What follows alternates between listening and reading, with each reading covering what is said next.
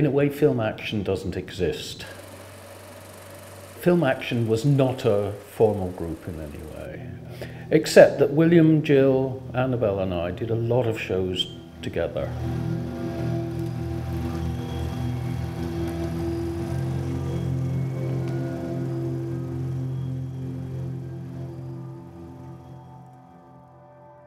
I met Malcolm, who was teaching, just setting up a film department at St Martin's at the time. So I became sort of his first student, really. Malcolm was really instrumental in different areas of the co-op, distribution, exhibition and the workshop. We tended to rely on getting our prints done through Malcolm. I got interested partly because the arts laboratory in Drury Lane, run by David Curtis, had a very wide screen, and I found that I could do experiments with double projection. And I also got interested in the manipulation of the film material by printing and processing, which I did. I built my own printer and processing system. You were interested in the live situation for the audience.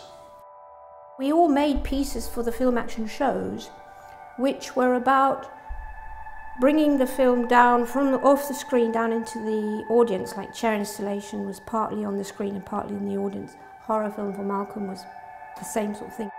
They were all screen and audience. I think that it was a very, very extraordinary time because of purely for the experimental part of it, I think. Once you'd established the screen as the point of access for the spectator, then you could start to play games with colour on the screen, with different configurations of the screen, and then also the events in front of the screen. The central idea was that it should be playful and engage the audience somehow as active participants rather than as passive consumers.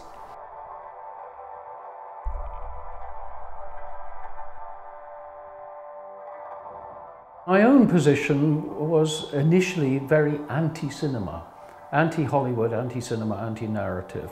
I knew that I didn't want to make films that belonged in the tradition of Hollywood cinema. I wasn't interested in taking that narrative format forward in the way that they were.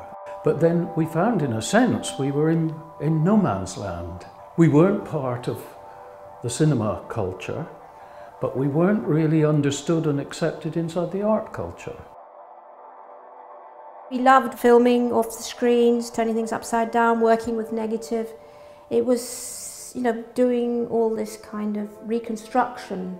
We didn't want to take part in the cinema narrative film. So the structural idea of our films was born and needed a gallery more than a cinema situation for them to be shown.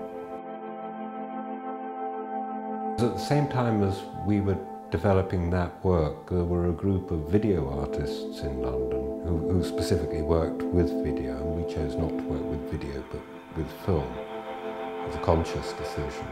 The material of film, that was our life, that was our canvas. You know, that was our canvas, that's what we were using to paint on and show through and colour and then project. I mean, I don't use film anymore. I haven't used film since 1984.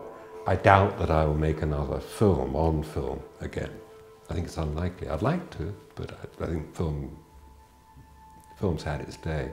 If I could carry on with film, I would, because I feel that there's still so many things I would love to do, especially when you see a program like this. I find it quite inspiring to see all this old work in actual fact.